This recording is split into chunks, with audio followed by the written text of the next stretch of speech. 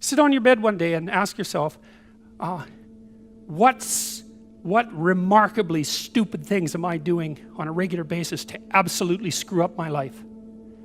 And if you actually ask that question, but you have to want to know the answer, right? Because that's actually what asking the question means. It doesn't mean just mouthing the words. It means you have to decide that you want to know. You'll figure that's out so fast it'll make your hair curl. There's no better pathway to self-realization and the ennoblement of being than to posit the highest good that you can conceive of and commit yourself to it. And then you might also ask yourself, and this is definitely worth asking, is do you really have anything better to do?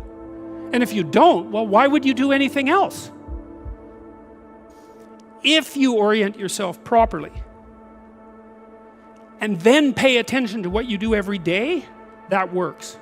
And I actually think that that's in accordance with what we have come to understand about human perception, because what happens is that the world shifts itself around your aim, because you're a creature that has an aim. You have to have an aim in order to do something. You're an aiming creature. You look at a point and you move towards it. It's built right into you.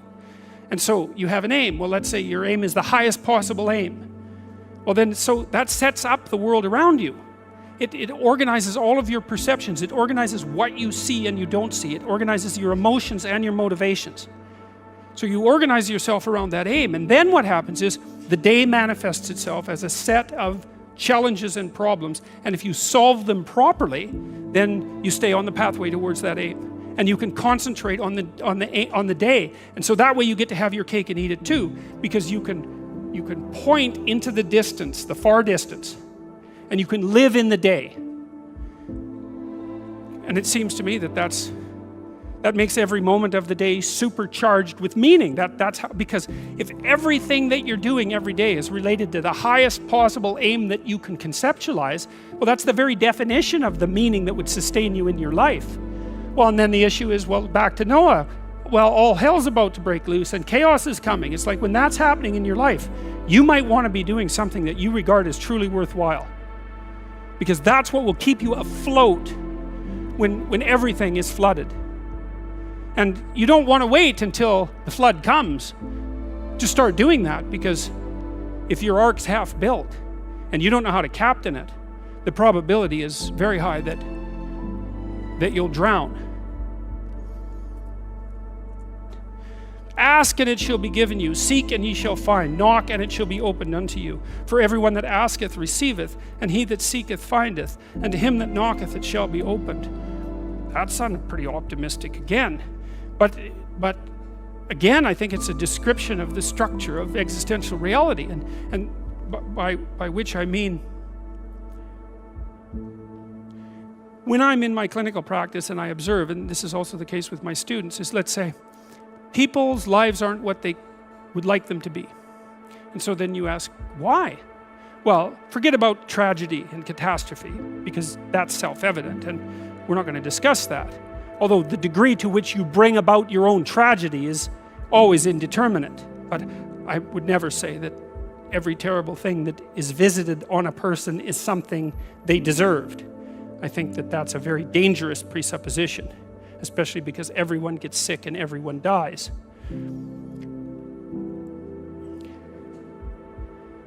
But one of the main reasons that people don't get what they want is because they don't actually figure out what it is. And the probability that you're going to get what would be good for you, let's say, which would even be better than what you want, right? Because, you might be wrong about what you want easily. But maybe you could get what would really be good for you. Well, why don't you? Well, because you don't try. You don't think, okay, here's what I would like if I could have it. And I don't mean in a way that you manipulate the world to force it to deliver you goods for status or something like that. That isn't what I mean. I mean something like, imagine that you were taking care of yourself like you were someone you actually cared for. And then you thought, okay, I'm caring for this person. I would like things to go as well for them as possible. What would their life have to be like in order for that to be the case? Well, people don't do that. They don't sit down and think, all right, let's figure it out. You've got a life. It's hard, obviously. It's like 3 years from now, you can have what you need. You got to be careful about it. You can't have everything. You can have what would be good for you, but you have to figure out what it is, and then you have to aim at it.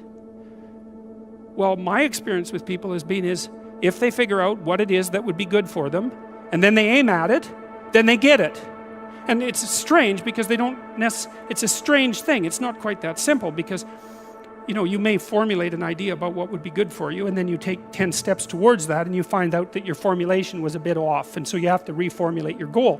So you're kind of going like this as you move towards the goal. But a huge part of the reason that people fail is because they don't ever set up the criteria for success. And so since success is a very narrow line and very unlikely, the probability that you're going to stumble on it randomly is 0. And so there's a proposition here, and the proposition is, if you actually want something, you can have it. Now the question then would be, well, what do you mean by actually want?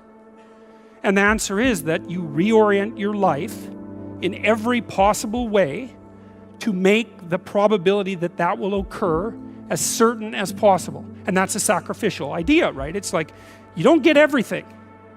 Obviously. But maybe you can have what you need. And maybe all you have to do to get it is ask. But asking isn't a whim or today's wish. It's like, you have to be deadly serious about it. You have to think, okay, like I'm taking stock of myself. And if I was going to live properly in the world and I was going to set myself up such that being would justify itself in my estimation, and I don't mean as a harsh judge, exactly what is it that I would aim at? And so the issue is not so much the blindness of others, even though there's as much blindness among others as there is for you. But the issue here, the advice here, the description here is, you should be concerned about what's interfering with your own vision first. And you should leave other people the hell alone in relationship to that. And so if your mode of being in the world is, if you would just act better, things would improve for me, or if you identify the evil and the catastrophe as something that's outside, that someone else needs to fix, or that someone else is responsible for, then you're not going to fix that. And you're going to remain blind to the things that you're doing and not doing that make things not go well. And so it's just better to think, all right, I'm probably blind in many, many ways. And maybe there are some ways that I could rectify that, because it's highly probable that you're blind in all sorts of ways. I mean, in fact, it's virtually certain. And so it's just more useful to think, how is it that I'm wrong in this situation? There's this old idea that you go into the abyss. It's an idea that you can gaze into the abyss. You gaze long, and what you find in the abyss is a monster. That's the dragon at the bottom of the abyss, let's say. That's Satan himself, for that matter. But if you go into that as deeply as you can, what you find is, you find your fragmented father in a comatose condition, in a desiccated and separated condition. And then you revivify that. Well, what does that mean? It means something.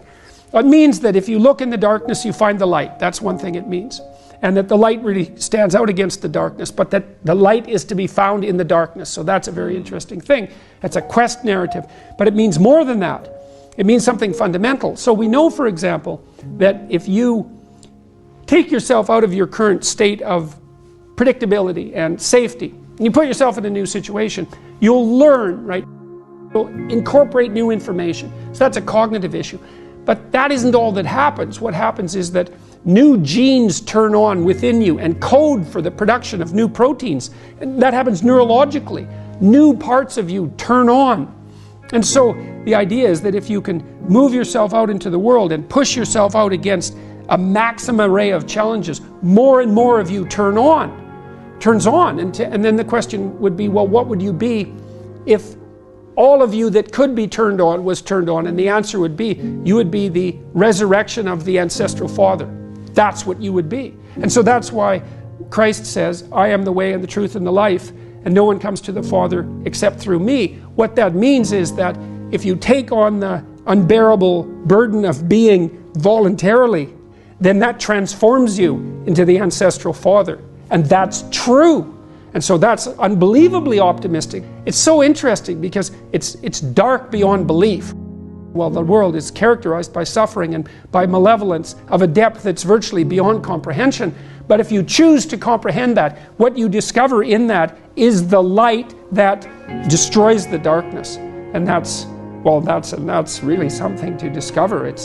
There isn't a discovery that's more profound than that. That's the search for the Holy Grail or the Philosopher's Stone, all of that. If you actually want something, you can have it. Now the question then would be, well, what do you mean by actually want? And the answer is that you reorient your life in every possible way to make the probability that that will occur as certain as possible. And that's a sacrificial idea, right? It's like, you don't get everything. Obviously. But maybe you can have what you need.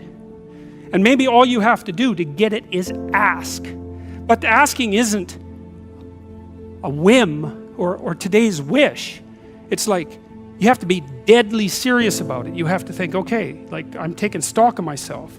And if I was going to live properly in the world and I was going to set myself up such that being would justify itself in my estimation, and I don't mean as a harsh judge, exactly what is it that I would aim at? You could try this. This is a form of prayer, knocking. Sit on your bed one day and ask yourself, what remarkably stupid things am I doing on a regular basis to absolutely screw up my life? And if you actually ask that question, but you have to want to know the answer, right? Because that's actually what asking the question means. It doesn't mean just mouthing the words. It means you have to decide that you want to know. You'll figure that's out so fast it'll make your hair curl. You're perfectly capable of thinking. God only knows how. You're perfectly capable of immense feats of imagination and dream and fantasy. It's God only knows how you do all of that. What would happen if you consulted yourself about the best possible outcome for you? You might get an answer. In order for us to set things right, we have to understand that we have to take on that burden of ultimate responsibility. Not only as if it's ours, which it is, but as if there isn't anything better that we could do. And you have an ethical obligation to lift the heaviest load you can possibly conceive of. And that's the primary call to adventure in life. You need a meaning in your life to forestall the suffering and to make you strong enough to resist malevolence. Where's the meaning to be found? Rights, impulsive pleasure, and happiness? No. Responsibility? Oh, who would have guessed that? It's not part of the narrative. What makes life worth living is to pick up, take its catastrophe and embrace it and carry it, and to realize through that process who you are. When I talk to audiences about the relationship between responsibility and meaning, they inevitably go dead silent. There's not a rustle, there's not a cough. It's like, is that the secret? Is that the secret? Is that it's the voluntary adoption of responsibility? It's like, well, that's the central message of the West. It's like to pick up your cross and bear it, you know, and everyone's been told that, but they don't know what it means because it's not been articulated enough so that it becomes something that's practical. It's like, yes, look at the terrible responsibilities you have right in front of you. Your family is hurting. You're in trouble. There's problems in the world. It's like all of that's right there. And all you have to do is take responsibility for it. And then you've got what you need. It's something so magnificent that happiness pales in comparison. And so it's thin gruel happiness. And young people know that. They're pursuing hedonistic pleasure. And you know, no wonder. But there's nothing in it that's sustaining. And all it does is make you cynical. It's like, is that all there is? Another one-night stand? Another binge party? You know, and it's not like I have anything against, in principle, against some of that exuberant, youthful hedonism. Look, the universities have turned into places of parties. Why? Well, because that's what the students find best to do there. Well, that's not good. What you want to offer them is a reason to not party. It's like, no, you got to understand. you come to this class hungover, you're not going to be able to get it. You're not going to be able to write properly.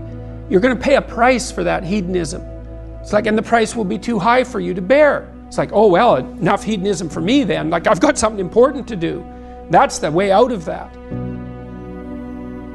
Before you can be a painter who can paint what's beyond mere memory, you have to inculcate that discipline skill, and a lot of that is painful repetition and hard grinding work. It's the sacrifice of the present for the future. But once you manage that, then things open up.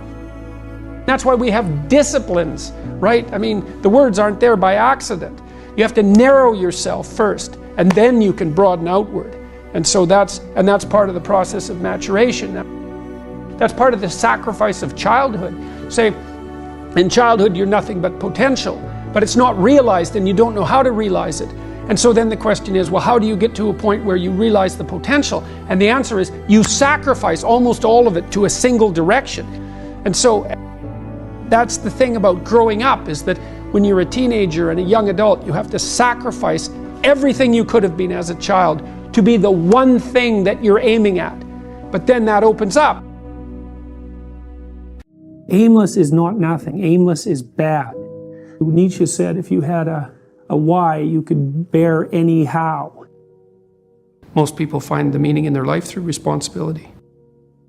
I believe the fundamental religious truth of the idea that life is suffering. It's suffering because we're mortal and fragile, and because we're also subject to malevolence at our own hands and at the hands of others. It's a constant existential problem. And that can make you bitter and can make you hopeless and nihilistic and depressed and anxious and likely to abuse substances of various sorts as a medication or an escape. It can augur you in a very large number of ways. And I'm suggesting to people that there is a way out of that. And the way out is to confront that forthrightly and to adopt responsibility in your own life and to try to make the world a better place, and that it's necessary to do that. And that if you don't do that, that things go badly. I think the deck is stacked against everyone to some degree because life is very difficult and we all die. But some people do have it harder than others. And all of us have it very hard at some times in our lives. It's like, well, what's the alternative? You take responsibility for that and try to struggle uphill, because the alternative makes everything worse. Find something in your life that's so worthwhile doing that the fact that you're going to suffer is justifiable. Yeah, life's rough, no doubt about it. And if good luck comes your way, then you should be grateful for it. And if happiness manages to manifest itself, you should be grateful for that too. So then you might ask yourself, well, what's the best antidote to the discomfort of life? And you might say, well, it's comfort. And I suppose that's what you act out when you swaddle a baby. But a better antidote is something like adventure to excellence. And that's far better antidote to suffering than the mere absence of suffering. So, not to say that the mere absence of suffering, that's not nothing. I've been a psychotherapist for 20 years. I've seen things you can't imagine, horror shows that you can't fathom, and people who have been hurt in so many ways, so many dimensions. It's like, should they be bitter? Should they be resentful? Should they become violent? These things don't help. They have to struggle uphill despite their excess burden. And it's responsibility, not guilt. It's the female crucifixion. And that's exemplified best in, well, the best portrayal of that I've seen is Michelangelo's Pieta.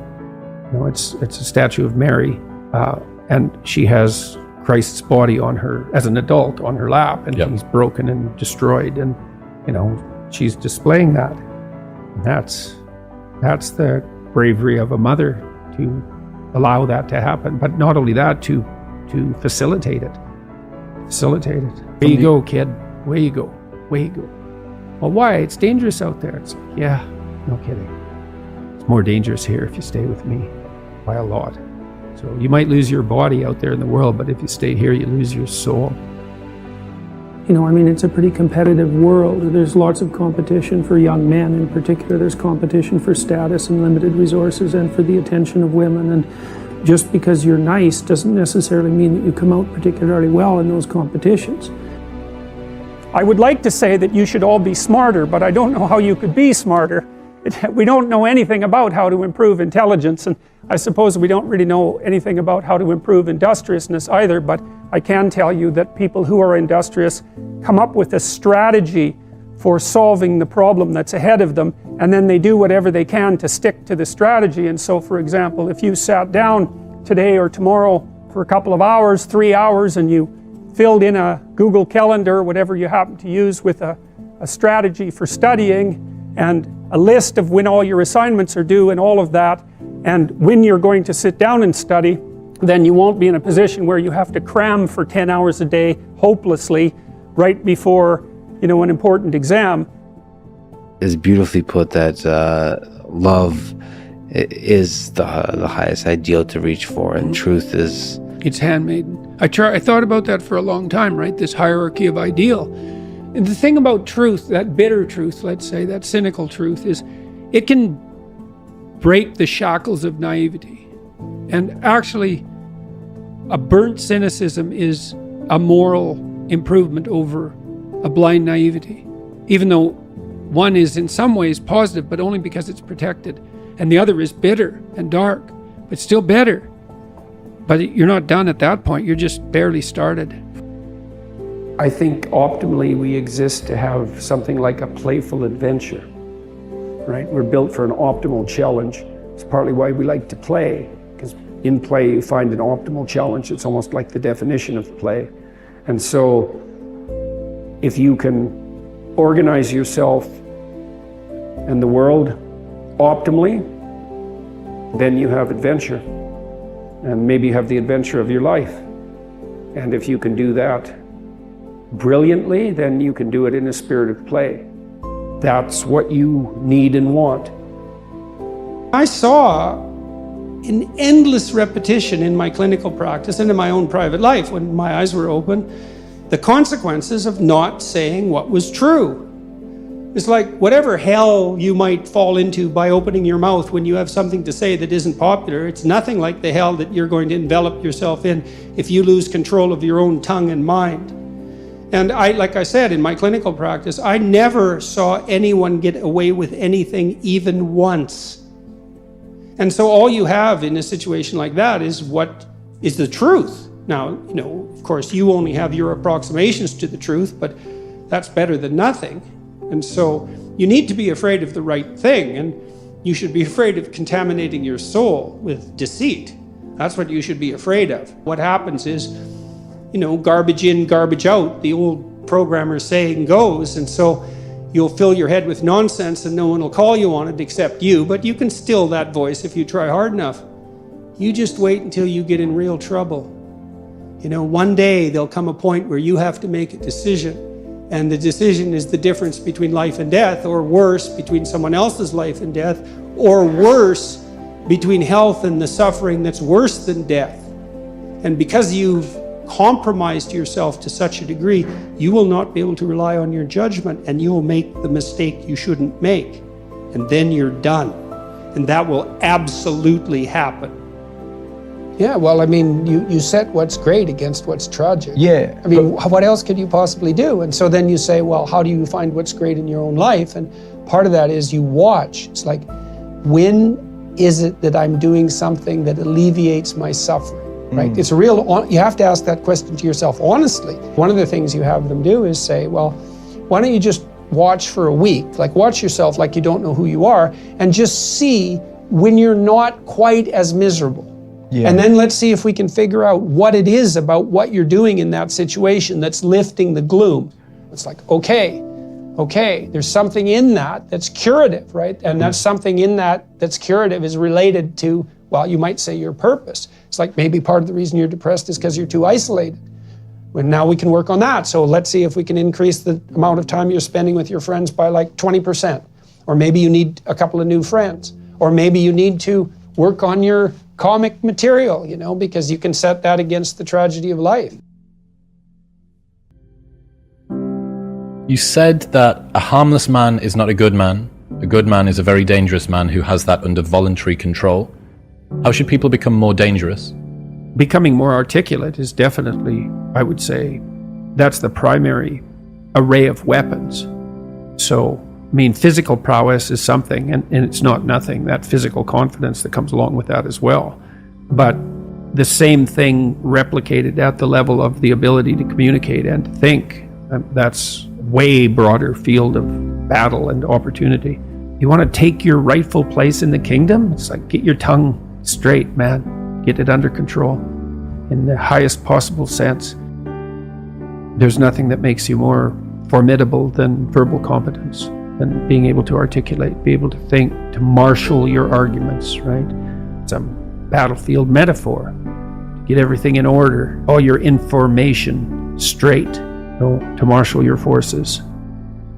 Is it possible to have too much responsibility, to take too much responsibility for yourself? You can, for sure. Yeah, definitely. Dostoevsky said that every man was responsible for everything he did and for everything that everyone else does, which is kind of an insane statement, but also somewhat, it's true in a certain sense. You do have an indefinite responsibility, and you do have an indefinite capacity to bear that responsibility, but that doesn't mean it can't be crushing. And then I would say the antidote to that is that you're not in this alone. As your responsibilities mount and your opportunities increase, you have to delegate more and more. It's important that you do everything you can, but there's enough for everyone to do.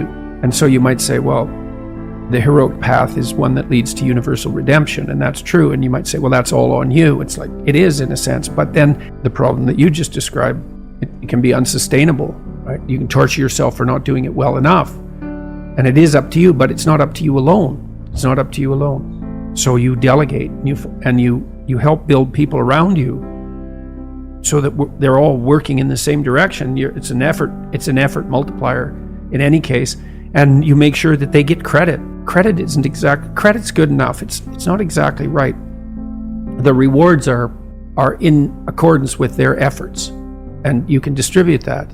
If you can routinize something and parse it off to someone else, say, here's a little kingdom for you, and it doesn't have to be little, and it's something that can grow, but here's a kingdom for you, well, then you can go off and do the next thing you need to do, which is extremely important. And you might think there's a kingdom, and then it's broken into little kingdoms, and so the farther you are down the hierarchy, the smaller the kingdom you get. But that's only true if you think the world's a zero-sum game, because you could also think of it as a place of indefinite number of the largest kingdoms possible. And I think, why do we think this is exhaustible in some sense, what we're doing? It doesn't look exhaustible. That's the limits to growth mentality. It's like, economists don't believe in that, because they think, well, no, we can just get more efficient, which we certainly are. We're way more efficient than we once were. And those gains in efficiency, when they're not being interfered with, are increasing at more than an arithmetic rate. Why do you think people have a tendency toward that zero-sum mentality? Yeah, well, I mean, there are elements of life that have a zero-sum element. I mean, if you're competing with another man, for example, to marry a particular woman, that's a zero-sum game if you only think of the game as including you two and that woman. So you can set up circumstances that are zero-sum. But to take that metaphor of zero-sum game, where there has to be winners and losers because there's a finite number of resources, is to assume that the rules of that game are the rules that govern the set of all games. And that's just not true. Games are infinitely multipliable. I mean, you can invent a new game. People do that all the time. The man who invented Catan, which is a game I really like to play, it's a very popular board game. That didn't exist until he invented it. Now, thousands and thousands of people play it, and he made a fortune from it. It's like, that game never existed. So there doesn't seem to be any limit to the number of games we can invent. And it's a complicated problem because we are on a single planet, and some resources are more zero-sum than others, but we haven't really run into any actual zero-sum limits in terms of our, the probability of us living an abundant life on the planet. We've stewarded some resources very stupidly. We've done a very bad job of managing oceanic production, for example. We have to be smart about our resources, but that doesn't mean they're zero-sum, and certainly doesn't mean the world is a zero-sum game. And that's a Malthusian idea, that population will grow till it consumes all available resources and precipitously collapse. And then why do we think apocalyptically? It's, well, because things do come to sudden ends. People die, people get fatal illnesses, like the world you so carefully constructed can be blown apart at any moment by a random occurrence, genetic mutation that causes the cancer that kills you. Like life has a fundamentally apocalyptic aspect. And we do understand that because we're self-conscious, and then it's very difficult not to apply that kind of apocalyptic reasoning to things as such. The world's going to burn up. The climate's too hot. What about runaway positive feedback loops? Because that's what the climate types are afraid of. It's like, hey, they happen. How do we bind our apocalyptic thinking? That's a good question, man. That's a good question. We do that with the truth. That's how we do it. Through dialogue, through investigation, through exploration, through discipline, all of that. The Logos is the antidote to the apocalypse. And so what does that mean? Well, love and truth is the antidote to the apocalypse. Not the planet has too many people on it. Truth in the service of love. Mm-hmm. What do you mean by that? Well, it's a hierarchy of virtue, I would say. You know, there's an old idea that God is the sum of all that's good. I don't think sum is exactly the right metaphor. It's more like, imagine there are eternal verities: truth, beauty, justice, love, courage, fortitude, compassion. Think of all those things as virtues. So virtue is what all virtues have in common. That's the relationship of God to the good. Or you may think, how would that manifest itself in your life? Well, that might be pursuit of the good. And that's the pursuit of the good that unites all proximal goods. Well, what is that exactly? Well, it's something like belief that it would be for the best that all things flourish to the degree that that's possible. When I was a clinician, I thought of that as the good in me serving the best in my clients. And I think the desire for that to happen, that's love.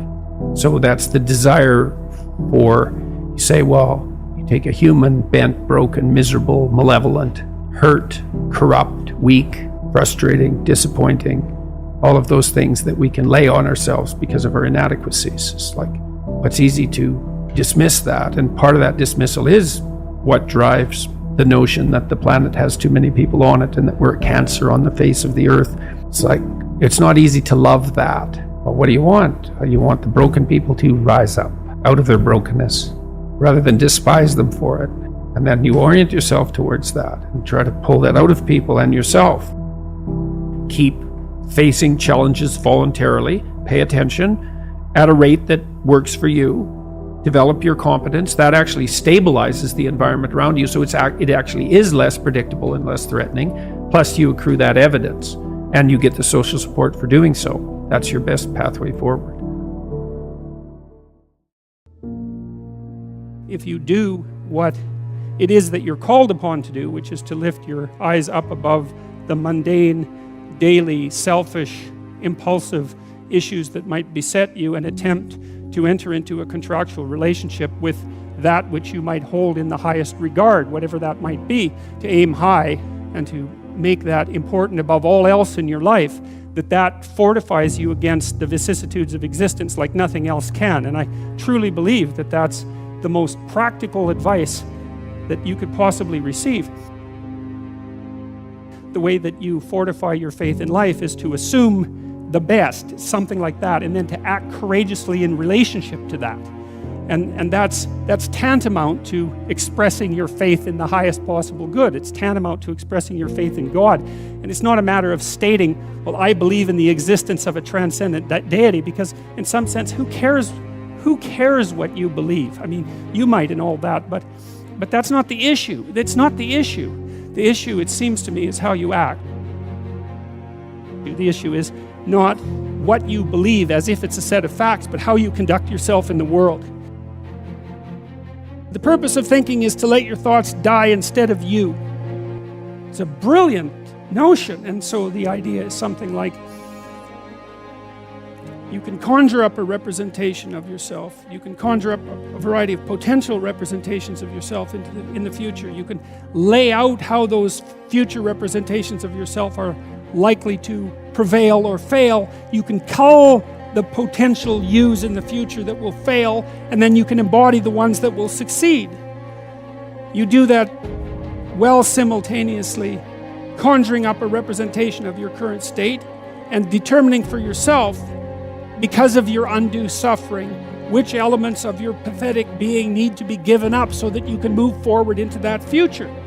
And the goal, what is it that you're aiming at with that work and that sacrifice? That's the ultimate question. What is it that you're trying to do? Well, you're trying to improve the future. We believe that the future can be improved. We believe that it can be improved as a consequence of our sacrificial work. And so, once again, what are the limitations? What are the limits to that? What are the necessary limits to that? I would say we don't know. We conjured up this remarkable idea. The future exists. We can see it even though it's only potential. We can adjust our behavior in the present in order to maximize our probability of success in the future. How best to do that? Well, the idea is something like, don't hesitate to offer the ultimate sacrifice if you want the future to turn out ultimately well. What is it that you could contract for, let's say, if you were willing to give up everything about you that's weak and unworthy? The proper sacrificial attitude produces a psychological state and then a social state that's a manifestation of that attitude that decreases the probability that the world will careen into hell and increases the probability that people will live high quality, meaningful, private lives in a society that's balanced and capable of supporting that. And none of that seems to me to be questionable, really. I also don't think it's anything that people don't actually know. You know, people have told me many times that when they listen to me talk, they're hearing things that they already knew but didn't know how to say. It's something like that. And this is one of those things that I think is exactly like that. I mean, I think it's at the very core of our moral knowledge, which is our behavioral knowledge and our perceptual knowledge. I mean, let's get this straight. Moral knowledge is no trivial matter. It's knowledge about how it is that you orient yourself in the world. There's no more profoundly necessary form of knowledge. Well, it's predicated on something that's exactly like this. We know that we have to make sacrifices. We know that we have to aim at what's good. So then why isn't that we don't aim at what's best and make the sacrifices that are necessary in order to bring that into play? I think it seems to me that in some sense that's self-evident. The question is why we don't do it, but there's answers to that too. Life is hard and it hurts people. It's rife with limitation, and some of it's arbitrary, and some of it's unjust, and some of it's worse, some of it's malevolent, which is even worse. It's not surprising that that combination of vicissitude can turn people against being. But I think even when that happens, and even when people have the kind of history that if they revealed to you, you would say, well, it's no wonder you turned out that way. The people who turn out that way still know that it's wrong. They still know that however deep their own suffering, however arbitrary their own suffering, however much that's caused by the malevolence of others, as well as the tragedy of existence, that does not in any way justify their turning away from the good. And I believe everyone knows that. I believe that they know it implicitly, even if they don't allow themselves to know it explicitly. And I believe that if they violate that idea, then they violate themselves, and that they end up in Cain's position, which is the position of the man who's been given a punishment that is too great to bear. Now we're capable of making sacrifices in abstraction, right? To conceptualize a future that we want, to let go of the things that are stopping us from moving forward, and to free ourselves from the chains of our original preconceptions. Pursue pleasure. Follow your impulses. Live for the moment. Do what's expedient. A mountain is something you have to climb, and you have to climb to the pinnacle of a mountain, and the mountain is up, right? And the mountain stretches up to heaven, and it's a long journey to specify the right place on the highest pinnacle. And that's symbolic because, of course, it's a pinnacle that you're always trying to reach, just like you're always trying to aim. You're always trying to climb upward. At least that's the theory. It depends to some degree, of course, on your definition of upward. You're supposed to, again, to act out the highest good of which you're capable. Now that'll transform your life to some degree into an archetypal adventure. There's no way around that, because as you attempt to climb a higher mountain, let's say, or to aim at a higher target or something like that, then the things around you will become increasingly dramatic and of import. That happens by necessity, obviously, because if you're aiming at something difficult and profound and you're really working at it, then your life is going to become perhaps increasingly difficult and profound. But that might be okay. That might be exactly what you need as an antidote to the implicit limitations that face you as a human being. The good father is precisely someone who is willing to sacrifice his child to the ultimate good. You have a moral obligation as a parent to encourage your child to go out into the world, right? And to be whoever they can be, to be the best they can possibly be. And in doing that, you're encouraging them to pursue the good. You're sacrificing them to the good. You're not keeping them for yourself selfishly. You're telling them that they can go out and live their life and live it properly. You don't want for your son what it is that you want for him. You want for your son what would be best for him and for the world. And you let go in precise proportion to your desire to have that happen. When you have an infant, you do everything for the infant because the infant can do nothing for him or herself. But as the infant matures and is increasingly capable of doing things for him or herself, then you pull back, right? You pull back, and every time the child develops the ability to do something, you allow them or encourage them to do it, and you don't interfere. So if your child is struggling getting dressed, well, obviously there's some times that you help them, but mostly you let them learn so that they can know how to do it in the future. That's better for you, and it's certainly better for them. There's a rule if you're working with the elderly in an old age home, and the rule is something like, don't do anything for any of the guests, let's say, that they can do for themselves, because you compromise their independence. And so as a mother, you pull back and you pull back, and you let your child hit him or herself against the world, and you fail to protect them. But by failing to protect them, you encourage and ennoble them to the point where you're no longer necessary. Now, they may still want to see you, and it would be wonderful if that was the case, but the point is that you're supposed to remove yourself from the equation by encouraging your child to be the best possible person that person can be. And you sacrifice your desires, all of your desires, to that, your personal desires, even your desires for your child in relationship to you. Because you want them to move forward into the world as a light, right? As a light on a hill. That's what you want, if you have any sense. And so you don't get to keep your children at home because you need them.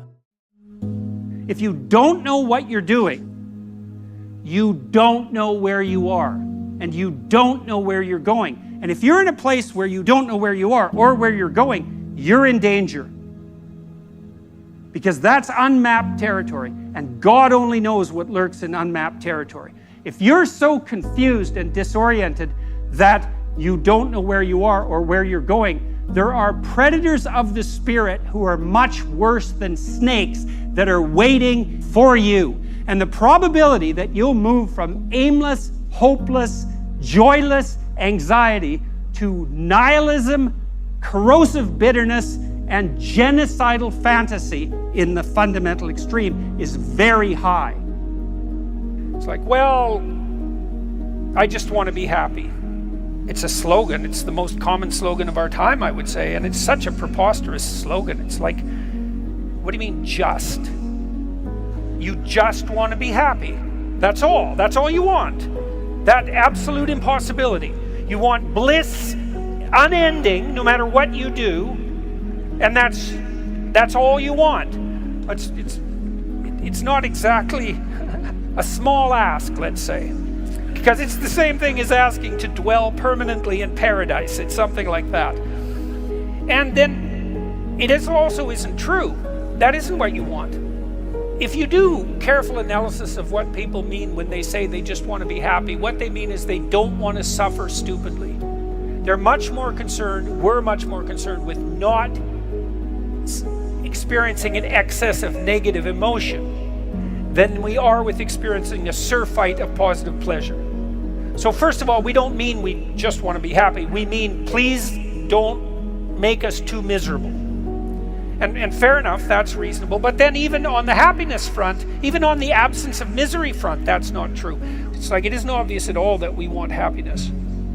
It isn't even obvious that we want absence of misery. What's really obvious is that we want an adventure. Right? We want an adventure that's so compelling that it makes the misery of life not just justifiable, but worthwhile. You want to look back on your life, and you know this to be true. You want to be able to say to yourself, even considering a month or a week or a series of days, you want to be able to say, that was really difficult, but you know what? It was worth it. And I think that's what you want from your life. It's something like, you know what? That was difficult, but it was worth it. And that meant that the adventure was so great that it justified the difficulties. And so then the question is, and here's the question, where do you find the great adventure of your life? Well, how about in truth? Well, why? Because you don't know what's going to happen if you tell the truth. It's a mystery. It's going to lay itself out for you. And so that's an adventure, because you literally do not know what's going to happen. You have to let go of knowing what's going to happen. And so then you have that adventure, and then what is also the case is that it's you that's having the adventure. Right? Because if what you're doing is living in truth, that's you. That truth is you. And so that means that whatever happens when you tell the truth is your adventure. And then you think, well, I'm using deception. It's like, well, maybe you are, but maybe deception is using you. And then maybe it's the spirit of deception that's having the adventure of your life. And then you might ask yourself, well, why are you so miserable and unhappy? And the answer would be, well, the spirit of deception is having the adventure of your life. You're not even there. Because if you're not living in truth, you're not there. Obviously, what's there is the spirit of deception. And you might think that's your deception, but I would be very careful about thinking that, because there have been centuries of meditation on the nature of the spirit of deception. And the answer isn't that the spirit of deception is you. The answer is that the spirit of deception is something that possesses you, convinces you that it's you. And that's not something you want to fall into the clutches of. The world is founded on a sacrifice, right? And that's what the crucifix represents. And European towns were built around a church, and the church was built around an altar, and the altar was built around the idea of sacrifice. So the sacrifice, the proper sacrifice, is at the center of the community. That's what that idea means.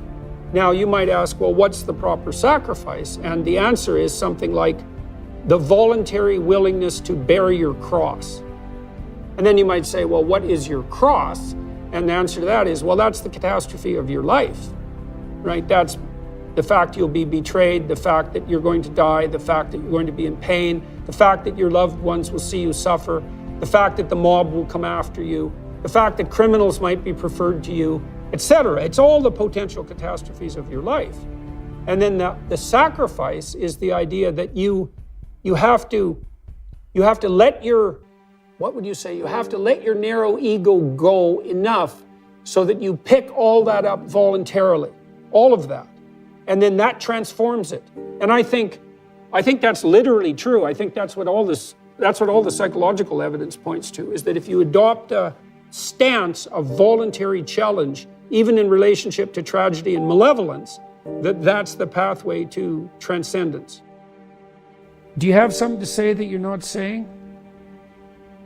If you do, then it's your fault. This is your fault. It's your problem. And you might say, well, I'm too afraid to talk. It's like, fair enough. How afraid are you not to talk? You know, people say to me frequently, they compliment me on my bravery. And I think, you don't understand. I'm not brave. I don't like conflict.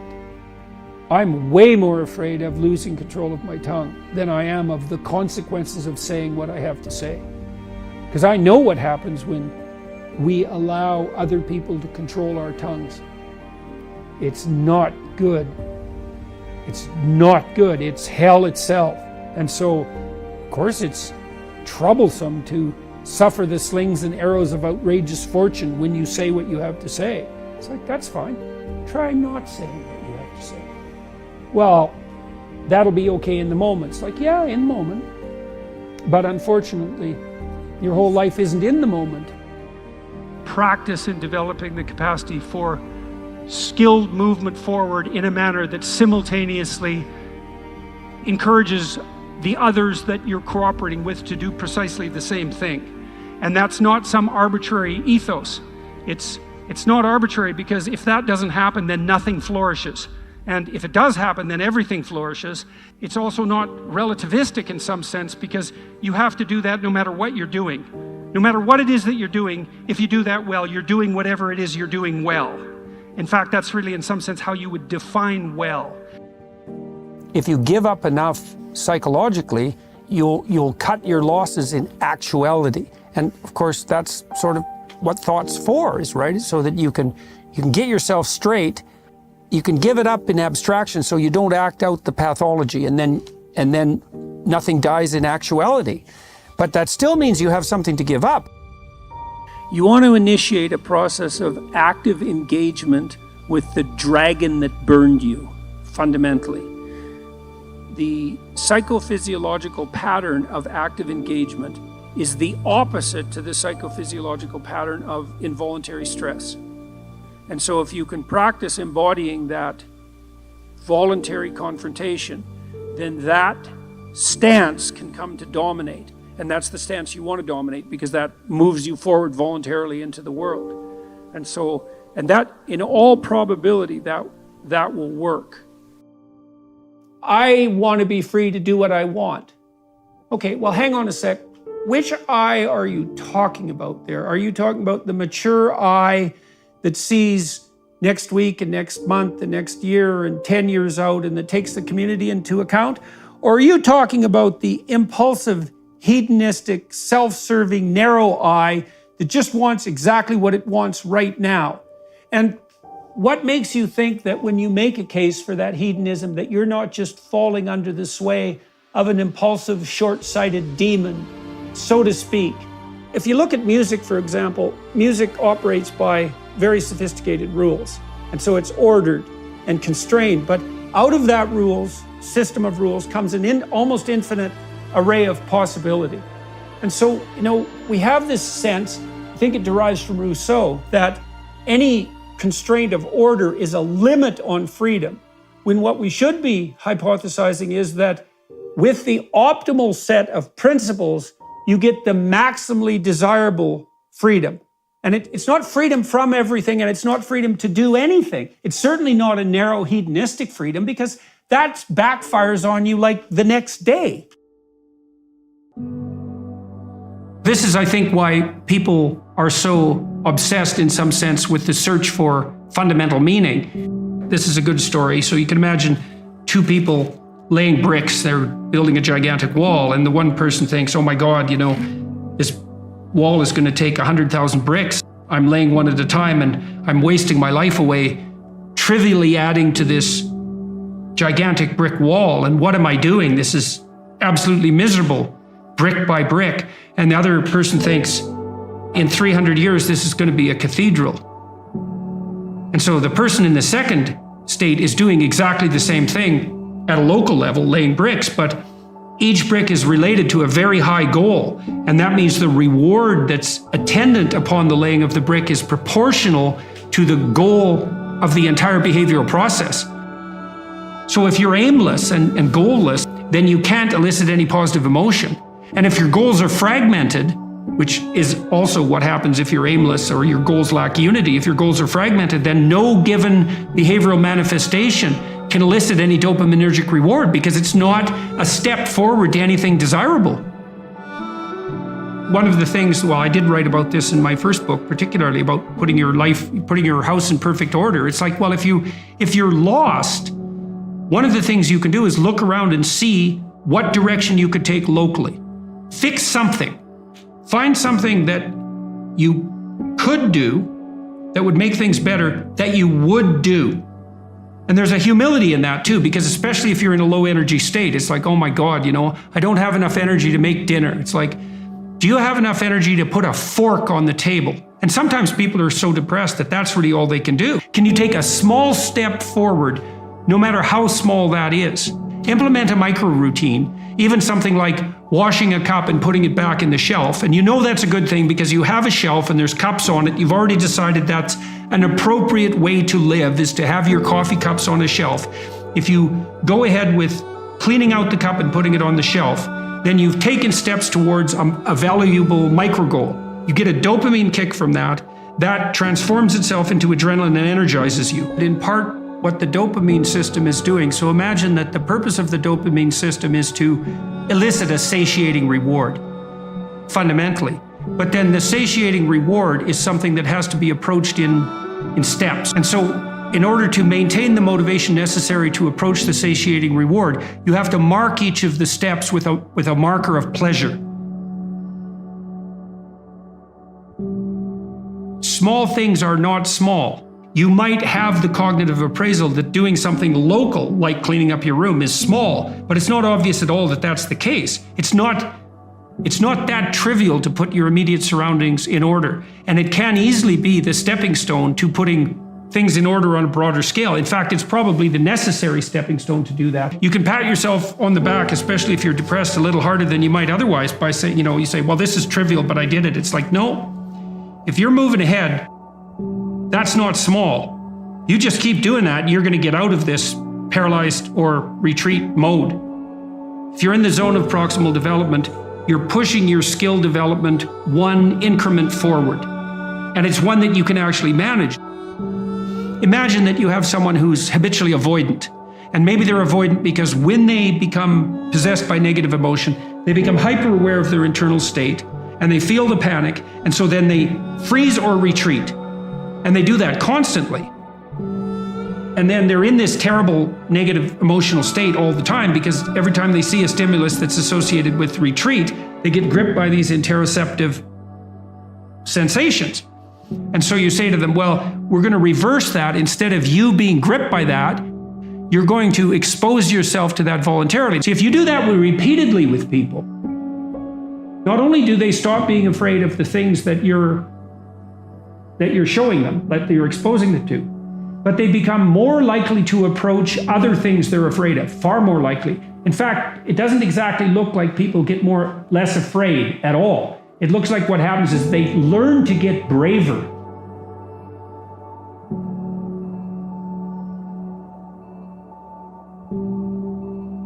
One of the cognitive phenomena that loads very heavily on neuroticism is self-consciousness.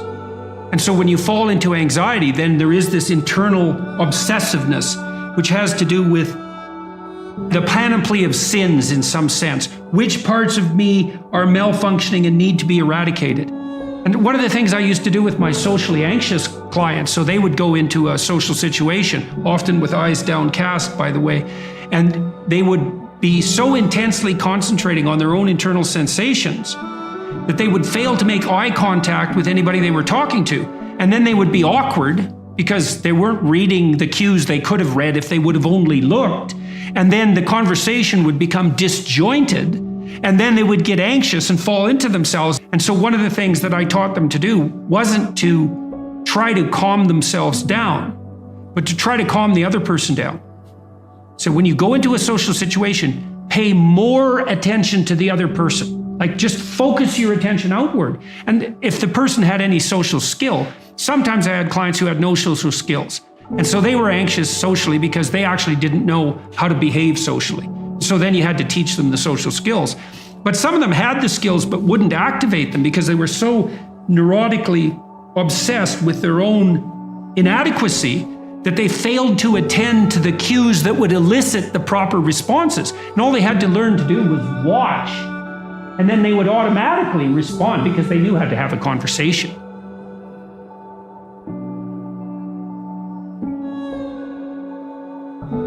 See, the reason that socially anxious people are so interoceptive is it's involuntary, right? They get gripped by the negative emotion and then that produces this intense, obsessive interoception. That might not happen if they did it voluntarily. This is why exposure therapy works so well in psychotherapy. Is like, well, I'm afraid of something, and if I go near it, then I'm possessed by negative emotion. Well, that's if you go near it accidentally. I'm going to have you go near it purposefully. And what you're going to find is that to the degree that you do it purposefully, that response will be quelled. And that happens. It's extraordinarily reliable. Imagine you anticipate something and then you make a mistake.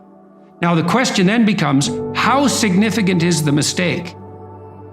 The depressive takes that punishment response, let's say, that's a consequence of failed anticipation, and can't bind it.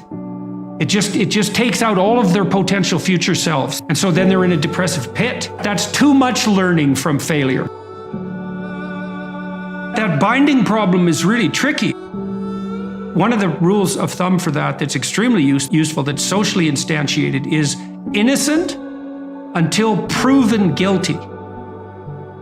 So you might say, when those thoughts come up, because they're adversarial and accusatory thoughts, you might say, well, that is part of the realm of possibility. But when your child does something wrong that's minor, you don't say you're a rotten kid.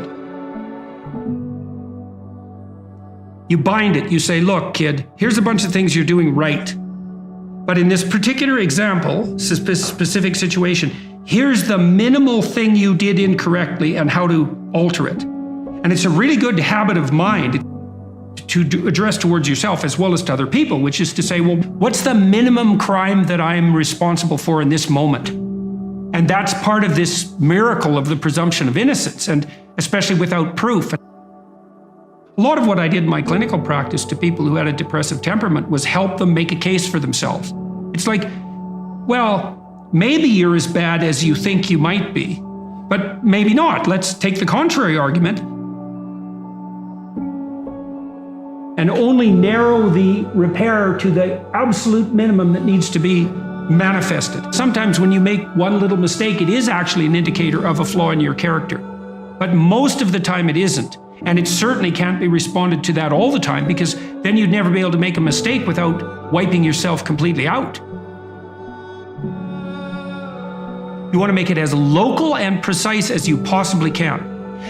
And that's also one of the advantages to removing yourself from a rage or an anxiety state, because a rage or an anxiety state is low resolution and global. And so it'll be globally accusatory. So you want to specify it and you think, okay, well, what's the minimum necessary behavioral transformation to ensure that similar mistakes are not replicated in the future? It's like if your roof leaks, you don't have to dig a new foundation. You can just fix a few shingles. And you might think, well, the rain's coming through, so you have to tear down the whole house. It's like, well, no. And you might panic and run around because the water's coming in, but it's still a bad idea to dig up the foundations every time something trivial maintenance problem needs to emerge. And so one of the things that's very useful to learn is like, well, is this only a trivial maintenance problem? And one of the advantages to that too is that if it's not the collapse of your entire self, let's say, and it's a trivial maintenance problem, you're much more able to activate that courageous response to anomaly that's part and parcel of exploratory behavior and eventual success. So, and part of the trick of many sorts of, well, I would say religious training enterprises, certainly the meditative enterprises, is something like, how do you tell yourself a story, like a real story, though a story that actually works, where you can confidently approach the thing that's blocking your path? How do we come to know ourselves in terms of our personalities and, more importantly, potential? One of the first ways to come to know yourself is to understand that you don't. You know, you can learn to kind of watch yourself like you're watching a stranger. So you have to understand that you don't know who you are.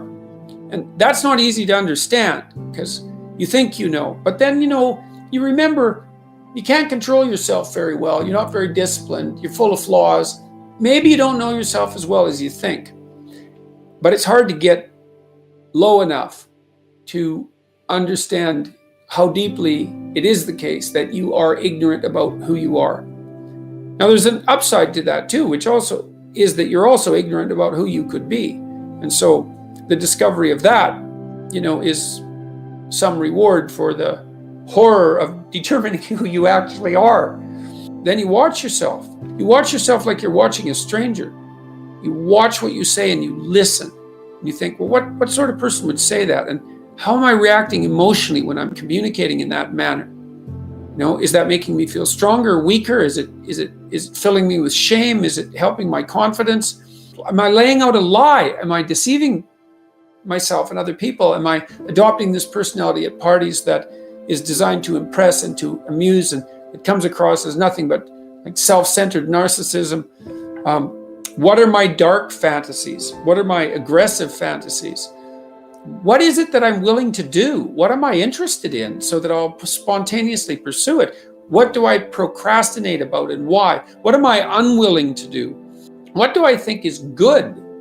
What do I congratulate myself for accomplishing? And what do I berate myself for failing to confront and to implement? Those are all incredibly complicated questions, and you don't know the answers to them. So that's a start. And then in terms of potential, well, you'll discover a little bit more about your potential as you discover who you are, especially the darker parts of yourself, because then you discover your potential for mayhem. There's some real utility in that. You know, the discovery that you're dangerous. It's such a useful discovery. It's actually something that strengthens you, because the first thing that a realization like that can in fact produce is the ambition to incorporate that danger into a higher order personality. And that can make you implacable. That can make you someone who can say no when you need to say no. You know, that can make you someone who won't avoid necessary conflict. And so that's unbelievably useful. And so that's one of the potentials that you might discover. The other thing you do to discover your potential is to, well, you challenge yourself. You know, it's like, take a bit of a look at yourself and think about what's not so good that you could improve, that you should improve by your own standards, and that you would improve, you know, and set yourself a little goal. You know, maybe you're not studying at all at your university, or maybe you're at work and you've got this stack of paper there, you know, and you haven't looked at that damn stack for like a month, and you know that you should be, and you're bothering yourself at night because you're avoiding that. It's like, maybe think, well, I've avoided that stack of paper completely for 1 month. I'm quite a coward when it comes to whatever snakes might be hidden in that stack of paper. How about tomorrow I just put that stack of paper in front of me on my desk, and I glance through it for 15 seconds. See if I can do that. It's like, well, you set yourself a goal of improvement. You know, it's a humble goal. There's things you could do to improve, and you know what they are. And there's small steps that you could take, that you might take, that would put you in that direction. And then the question is, are you big enough to take those small steps? You know, are you capable of grappling with the fact that you're fundamentally flawed to the point where you have to break things down into almost childlike steps in order to manage them? And the answer to that is, yeah, you are. Most people have things they avoid, you know, and they're afraid of. So I would say to some degree, it's the lot of everyone. People vary in the degree to which they've conquered that. And you do meet people from time to time who are extraordinarily disciplined. But most of the time they've got disciplined in exactly this manner. It's through slow incremental improvement. And then you challenge yourself. It's like, well, could I do this? That would be better. Then you find out, and then you think, well, is there something slightly larger and more challenging that I could do that would be better? And you try it and you find out. And as you try it and you find out, generally you get better at it, and you can take on larger and larger challenges. You know, you take responsibility for yourself. That's part of standing up straight with your shoulders back. It's like, take on the world, man, but only at the level that you can manage. When you're ignorant and biased and deeply flawed and immature, it's where everyone starts. You don't want to bite off more than you can chew, but it doesn't mean that you can't wrestle with part of reality.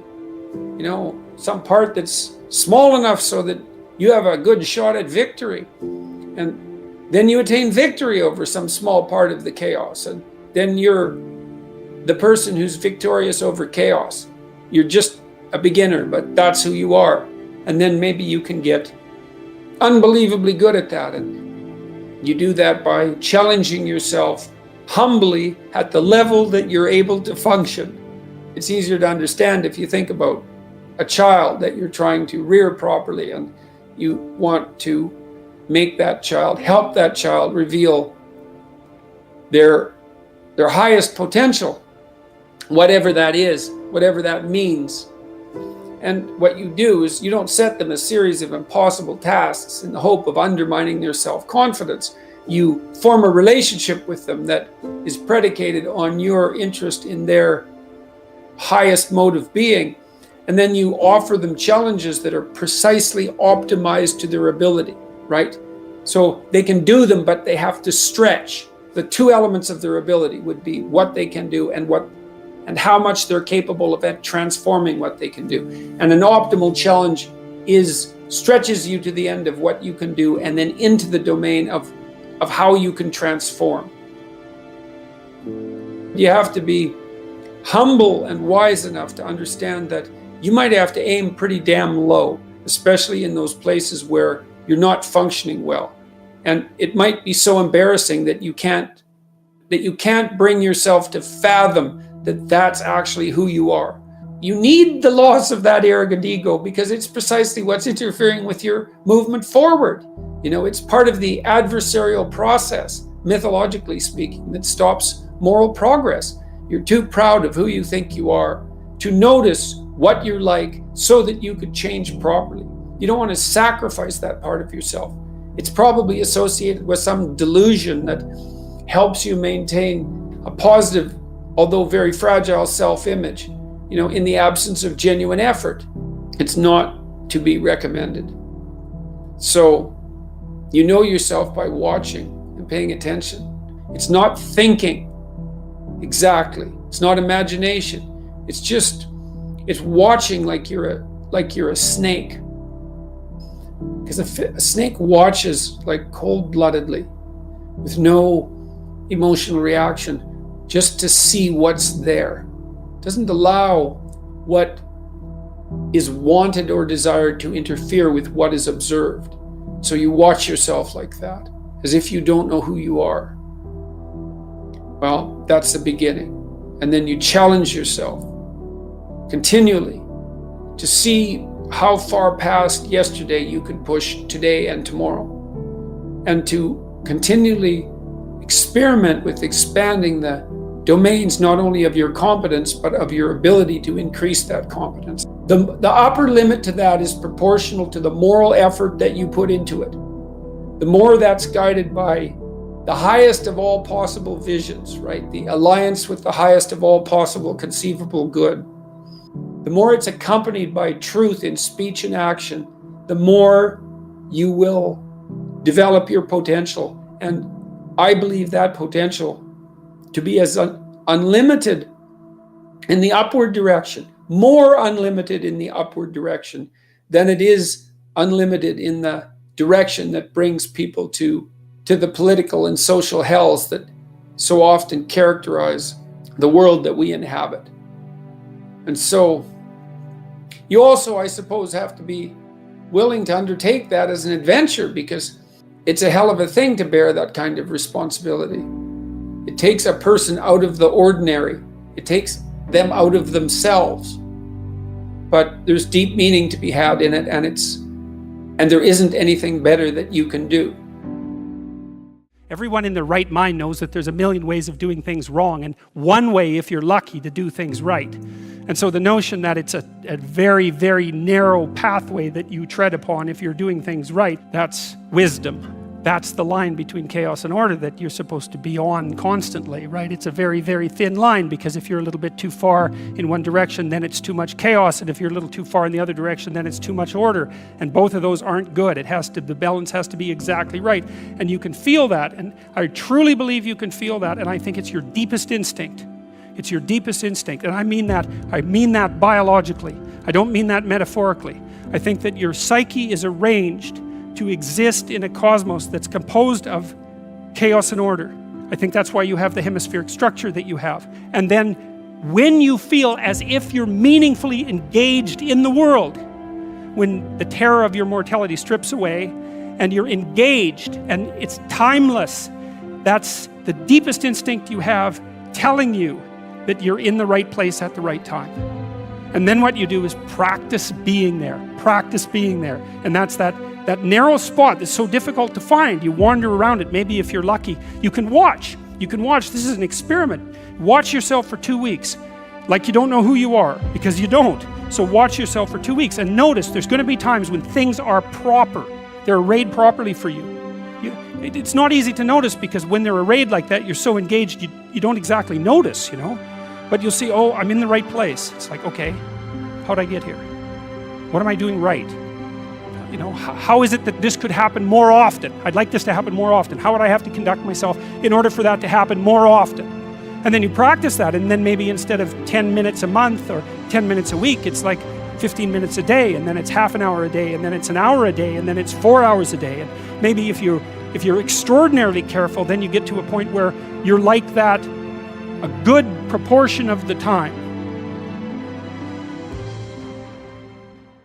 You are not the master of your own house. There are spirits that dwell within you, meaning you have a will and you can exercise a certain amount of conscious control over your being, but there are all sorts of things that occur within you that seem to be beyond your capacity to control. Your dreams, for example, that's a really good example, or your impulses, for example. You might think of those as so foreign from you that you don't even want them to be part of you. But more subtly even, how about what you're interested in, what compels you? Like, where does that come from? Exactly. Because you can't conjure it up of your own accord, So if you're a student and you're taking a difficult course, you might say to yourself, well, I need to sit down and study for 3 hours. But then you sit down and that isn't what happens. Your attention goes everywhere. And you might say, well, whose attention is it then if it goes everywhere? Because you say it's your attention. It's like, well, if it's your attention, maybe you would be able to control it, but you can't. And so then you might think, well, Jen, just exactly what the hell is controlling it?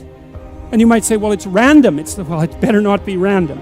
I can tell you that. That happens to some degree in schizophrenia. There's an element of randomness in that. It's not random. It's driven by the action of phenomena that I think are best considered as something like subpersonalities. You can't make yourself interested in something. Interest manifests itself and grips you. That's a whole different thing. And so what is it that's gripping you? And how do you conceptualize that? Is that a divine power? Well, it's divine as far as you're concerned, because it grips you and you can't do anything about it. And so there's a calling in you towards what you're compelled by and what you're interested in. And sometimes that might be very dark and sometimes not. But you're compelled forward by your interest. And so the idea that what moves you away from your country and your father's house and the comforts of your childhood home is something that's beyond you and that you listen to and hearken to. That's exactly right. And you can say, well, I don't want to call that God. It's like, it doesn't matter what you call it exactly. It doesn't matter to what it is, what it's called. It still is. And if you don't listen to it, that's the other thing. If you don't listen to it, and I've been a clinician and talked to enough people now, as old as I am, to know this absolutely. If you do not listen to that thing that beckons you forward, you will pay for it like you cannot possibly imagine. You'll have everything that's terrible about life in your life and nothing about it that's good. And worse, you'll know that it was your fault and that you squandered what you could have had. So, this is not only a calling forth, but a warning. One of the things that I've noticed in my life is that nothing I've ever done was wasted. And by done, I mean put my heart and soul into, like attempted with all of my effort. That always worked. Now, it didn't always work the way I expected it to work. That's a whole different issue. But the payoff from it was always positive. Something of value always accrued to me when I made the sacrifices necessary to do something worthwhile. Go somewhere you don't understand. You have to go into the unknown. And that's God's first command. Go into the unknown. Because you already know what you know. And that's not enough unless you think you're enough. And if you're not enough and you don't think you're enough, then you have to go where you haven't been. Get away from your family enough so that you can establish your independence. And that isn't because there's something wrong with your family, but it means get away.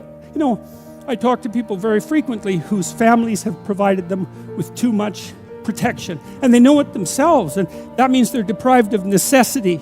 And you have to get yourself away from your dependency in order to allow necessity to drive you forward. And that's to become independent and to become mature. You know, we've been fed this unending diet of rights and freedoms, and there's something about that. There's something about that that's so pathologically wrong.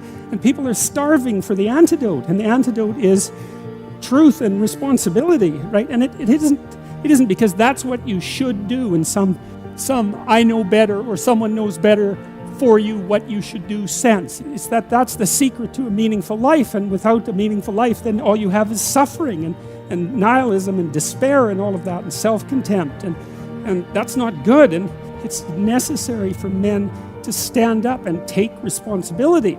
If you were able to reveal the best of yourself to you in the world, that you would be an overwhelming force for good, and that whatever errors might be made along the way would wash out in the works. If you forthrightly pursue that which God directs you to pursue, let's say, that all things are possible. And so we don't know the limits of human endeavor. We truly don't. And it's premature to put a cap on what it is that we are, what it is that we're capable of. And so you know, you're already something, and maybe you're not so bad in your current configuration. But you might wonder, if you did nothing for the next 30 years except put yourself together, just exactly what would you be able to do? And you might think, well, that's worth finding out. But of course, that's the adoption of responsibility. There's lots in the world to fix. Everything that bothers you about the world and about yourself should be fixed, and you can do that. I have a friend. He lives in Montreal. His name is James Simon. He's a great painter, and he's taught me a lot of things. He's helped me design my house and beautify it. And I bought some paintings from him a couple of years ago. And he did this series of paintings where he went around North America and stood in different places, and then he painted the view from here down. And so it's his feet planted in different places, on roads, in the desert, on the ocean. Yeah, well, you know, he was trying to make a point, and the point was that wherever you are, it's worth paying attention. And that's because, you know, so all these places that he visited, he looked at exactly where he was, standing by the side of the road in the desert. Sort of mundane in some sense, but then maybe he put 40 hours into that painting, you know, and it's very, very realistic painting with really good light. And what he's telling you as a painter is everything is worth paying attention to an infinite amount, but you don't have enough time. And so the artist does that for you, right? The artist looks and looks and looks and looks and looks, and then gives you that vision. And so then you can look at the painting, and it reminds you that everything that there is right where you are. And that's a hard thing to realize, but it's actually true. And so I've been telling people online in various ways and in lectures that they should start fixing up the world by cleaning up their room. How you would like your life to be, what you would like your character to be 3 to 5 years down the road, if you were taking care of yourself like you were taking care of someone that you actually cared about. So you kind of have to split yourself into two people and treat yourself like someone you have respect for and that you want the best for. And that's not easy, because people don't necessarily have respect for themselves, and they don't necessarily want what's the best for themselves, because they have a lot of self-contempt and a lot of self-hatred, and a lot of guilt. I think you have an obligation. It's one of the highest moral obligations to treat yourself as if you're a creature of value. How you would like your friendships to be conducted. Because it's useful to surround yourself with people who are trying to move forward, and more importantly, who are happy when you move forward and not happy when you move backwards. Not when you fall, that isn't what I mean, but when you're doing self-destructive things, your friends shouldn't be there to cheer you on. You look at the world through a story. You can't help it. And the story is what gives value to the world, or the story is what you extract from the value of the world. You can look at it either way. You're somewhere and it's not good enough. Right? That's the eternal human predicament. Wherever you are isn't good enough. And to some degree, that's actually a good thing, because if it was good enough, well, there's nothing for you to do. So it's actually maybe a good thing that it's insufficient. And that might be why sometimes having less is better than having more. And I don't want to be a Pollyanna about that. I mean, I know that there's deprivation that can reach to the point where it's completely counterproductive. But it isn't always the case that starting with little is if you start with little, you start with more possibility. It's something like that.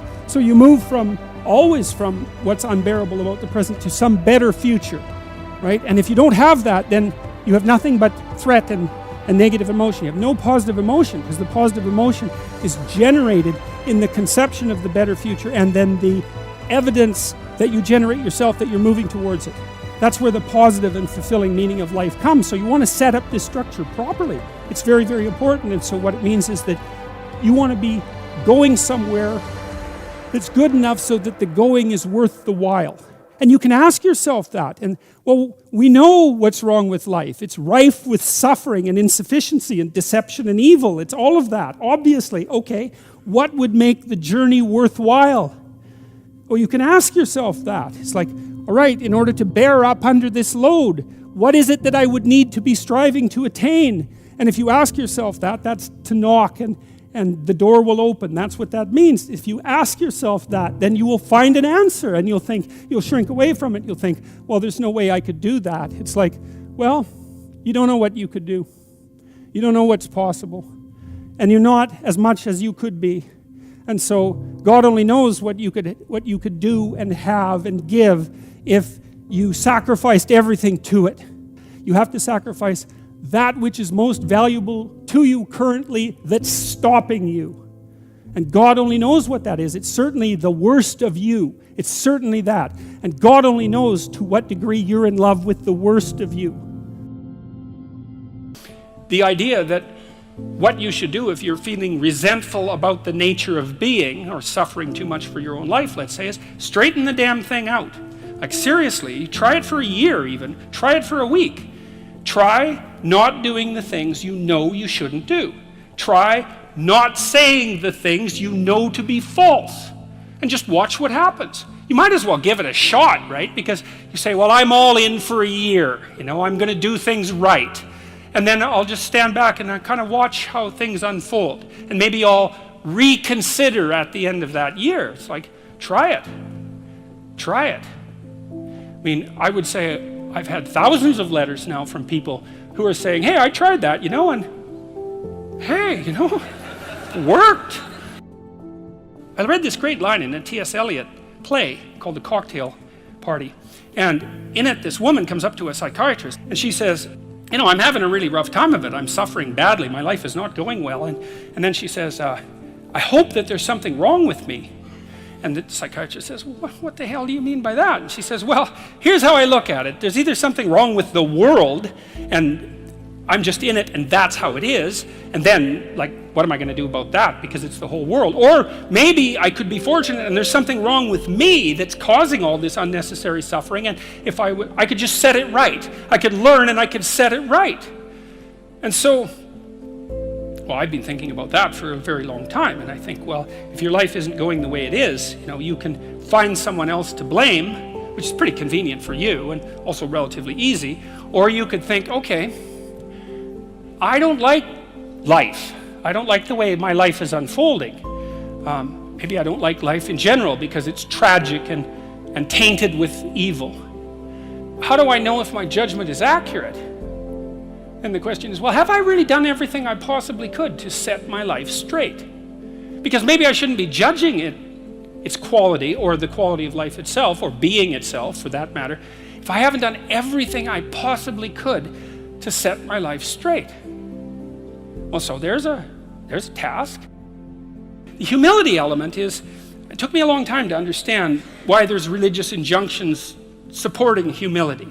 To even understand what the word really meant in that sort of technical sense. And it means something like this. It means what you don't know is more important than what you know.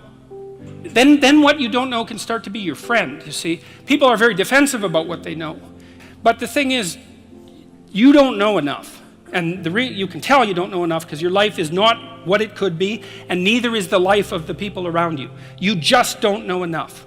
And so what that means is that every time you encounter some evidence that you're ignorant, someone points it out, you should be happy about that because you think, oh, you just told me how I'm wrong. It's like great. Like maybe I had to sift through a lot of nonsense to get through the real message that you're telling me. But if you could actually tell me some way that I'm wrong, and then maybe give me a hint about how to not be wrong like that, well, then I wouldn't have to be wrong like that anymore. That would be a good thing. And you can embark on that adventure by listening to people. And if you listen to people, they'll tell you amazing things if you listen to them. And many of those things are little tools that you can put in your toolkit, like Batman, and then you can go out into the world and use those tools, and you don't have to fall blindly into a pit quite as often. And so the humility element is, well, do you want to be right, or do you want to be learning? And it's deeper than that. It's, do you want to be the tyrannical king who's already got everything figured out? Or do you want to be the continually transforming hero, or fool for that matter, who's getting better all the time? And that's actually a choice, you know. It's a deep choice, and it's better to be the self-transforming fool who's humble enough to make friends with what he or she doesn't know, and to listen when people talk. And listening is a transformative exercise. Like if you listen to the people in your life, for example, if you actually listen to them, they'll tell you what's wrong with them and how to fix it and what they want. They can't even help it if you start listening, because people are so shocked if you actually listen to them that they tell you all sorts of things that they might not have even intended to, things they don't even know. And then you can work with that. And the other thing that's so interesting, you know, now and then you have a meaningful conversation, right? You have a good conversation with somebody, you walk away and you think, geez, you know, we really connected, and I know more than I did when I came away from that conversation. And during the conversation, you're really engrossed in it. And that feeling of being engrossed is a feeling of meaning, and the feeling of meaning is engendered because you're having a transformative conversation. So your brain produces that feeling of meaning for you. It says, oh yeah, this is exactly where you should be right here and now. It's the right place and time for you. And that's a great place to occupy. And so a good conversation where people are listening has exactly that nature. And the reason it has that nature is because it is in fact transformative. It's one of the truisms of clinical psychology. Like if you're a clinical psychologist, a huge part of what you do is just listen to people. It's like, you know, they come in, they're unhappy, and they'd rather not be, something like that. You say, well, why do you think you might be unhappy? And they don't know. They have some ideas, and they may have to ramble around for like a year before they figure out why they're unhappy. They get rid of a bunch of reasons why they thought they were unhappy that are untrue, and then you kind of get to the heart of the problem. And then you might ask them, well, if you could have what you wanted so that your life would be okay, what would that look like? Then they have to ramble around a bunch about that because they don't really know. But the listening will straighten them out, because people think by talking. And in order to think, you have to have someone to listen, because it's very hard to think. Hardly anyone can think. And even the people who can think can only think about a limited number of things. But almost everybody can talk. And you can listen to yourself talk, and if someone listens to you, then you also have a foil for your thoughts, right? Because you can watch the person when you're talking and see if you're boring, or see if you're amusing, or if you're engrossing, all of those things. And so like if you're arguing with your wife, let's say, or your husband, big party is going to want to win. And that's stupid, because you don't want that. You want to defeat your wife in an argument. Oh, well, great. Like if she was going to disappear tomorrow, no problem. But like you're going to like live with defeated, miserable her for the next week? That's no good. So you listen and you think, okay, well, here's what I think you said, and maybe even make it a little stronger and more elaborated than was the case with the original utterance, so that you get the damn argument right. Because you don't want to win, you want to fix the problem. That's the winning. How do I decide if my inner voice is healthy or not, and how do I maintain it healthily? How can one tell if one's inner voice, judgment, or conscience is a healthy one and not a voice that is the result of an unhealthy mind due to past experiences? Now, that's a really interesting question. It's the question of conscience. I continually frequently, let's say, or yearly, ask my personality class attendees if they heard the voice of conscience, if they had a feeling, an emotional state, let's say, or a voice that informed them when they had done something ethically wrong and that perhaps made them guilty as a consequence. And it was essentially a universal experience. And that's the voice of society within, I suppose. That's one way of thinking about it. the Freudians would think about that as the voice of the superego. Carl Jung would take that conceptualization somewhat farther. He would have considered it the voice of the self, which is in part the voice of the ethic that's derived from the broader community, insofar as that ethic is valid, let's say, but also in part the voice of the more thoroughly developed self that's still striving to be born. One thing you could say is that you experience violations of your conscience when you're not acting like the better person that you could possibly become. And so, to some degree, that's your higher self upbraiding you for failure to develop in the appropriate direction. And that seems to me to be a reasonable way of conceptualizing it. Now, the one question might be, how error-prone is your conscience, given that you're not omniscient?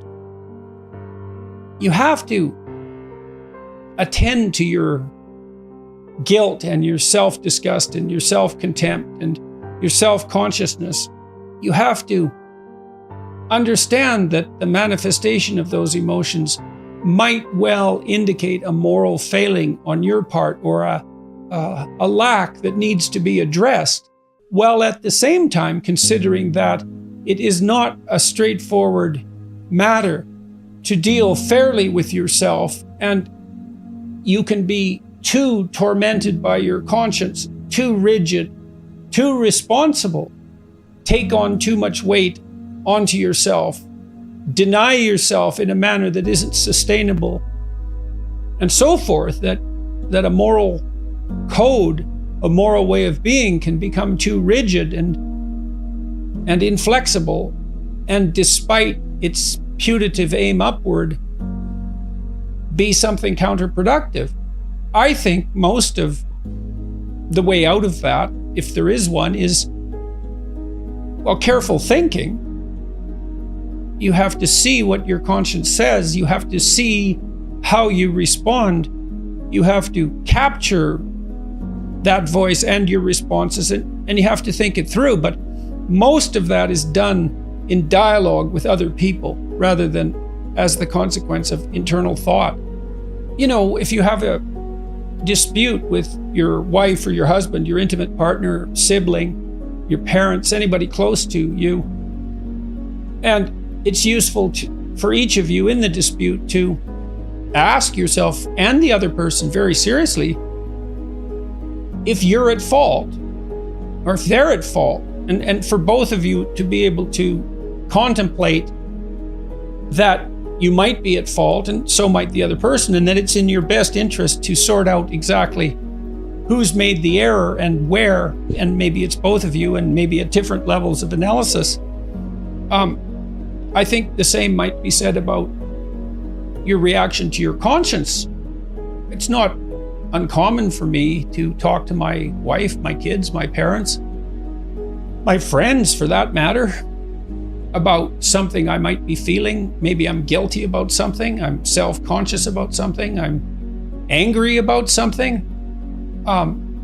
I feel impelled by my conscience to do something as a consequence, to change something. It's very helpful to discuss such things with other people, to say, look, here's what I think I did wrong, and here's how I'm punishing myself, but I'm not sure that I'm not doing it in an exaggerated way. And you gather other people's opinions and listen to them carefully, and friends are extraordinarily useful in that regard. And that can help you calibrate it. So I think most of what we do to decide if our inner voice is healthy is discuss it with other people. And I believe, as I pointed out in my last book, explicitly, that tremendous amount of our sanity is maintained as a consequence of social interaction. So you can't find your authentic self merely as a consequence of a journey within, I would say. You're not, there's just not enough of you. You have to be informed by the broader social world. What is the best way to avoid falling back into nihilistic behaviors and thinking? Well, a large part of that, I would say, is is habit, the maintenance, the development, maintenance of good practices, habits. If you find yourself dissolute, neurotic, if your thought tends in the nihilistic direction and you tend to fall apart, organizing your life across multiple dimensions is a good antidote. It's not exactly thinking. Do you have an intimate relationship? If not, well, probably you could use one.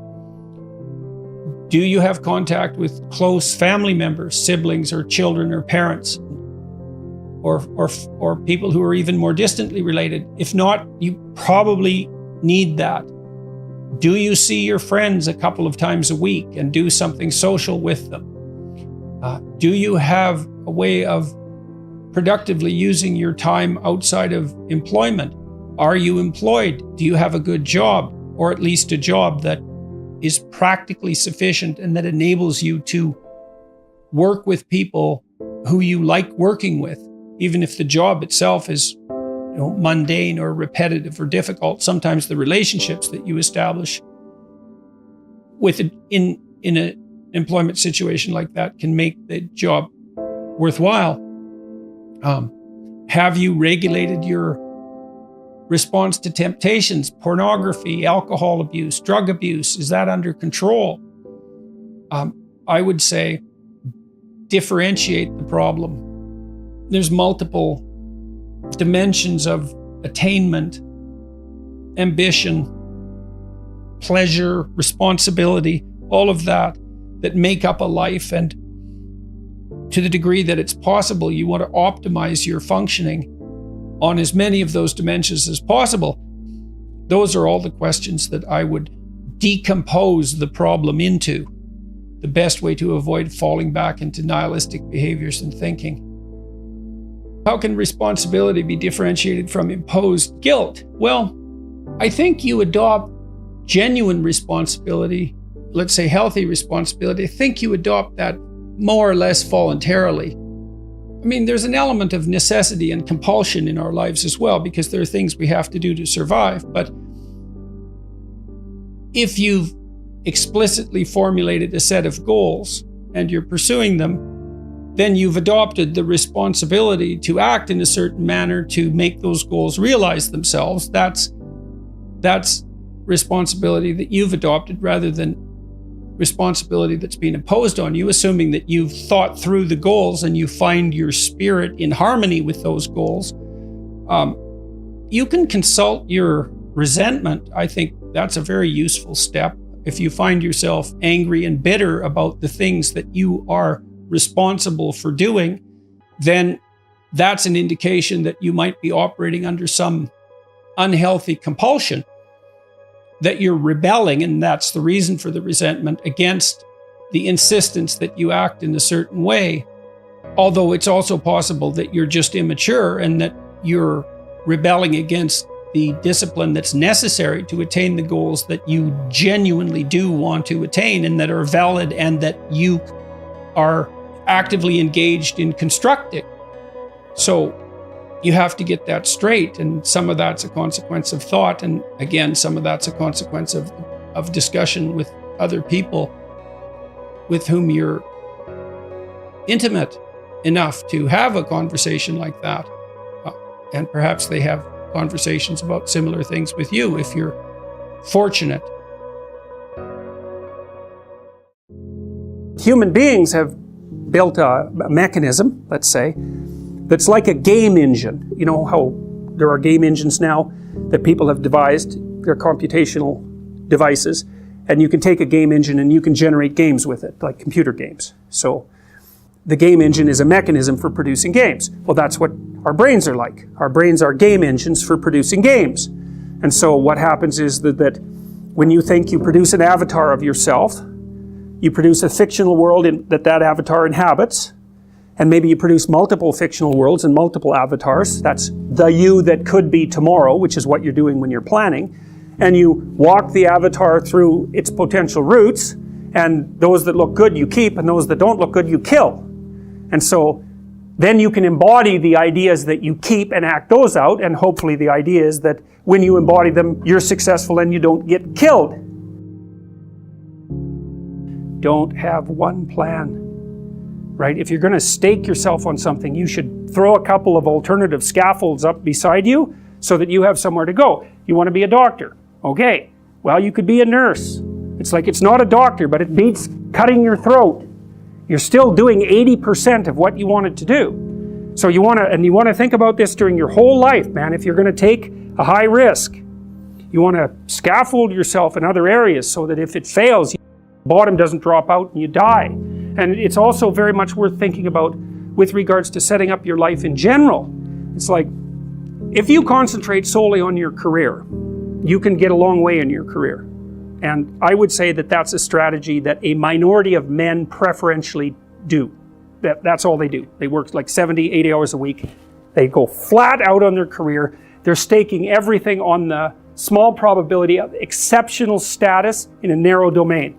But it's hard on them. They don't have a life. It's very difficult for them to have a family. They don't know how to take any leisure activity. Like, they get very one-dimensional. Now, it may be that unidimensionality is the price you have to pay to be exceptional at one thing, right? Because if you're going to be something like a genius-level mathematician or a scientist, say, it's like you're in your lab all the time, you're working 70 hours a week or 80 hours a week, you're smart, you're dedicated, you're unidimensional, and that's how you get to beat all the other people who are doing that. It's the only way.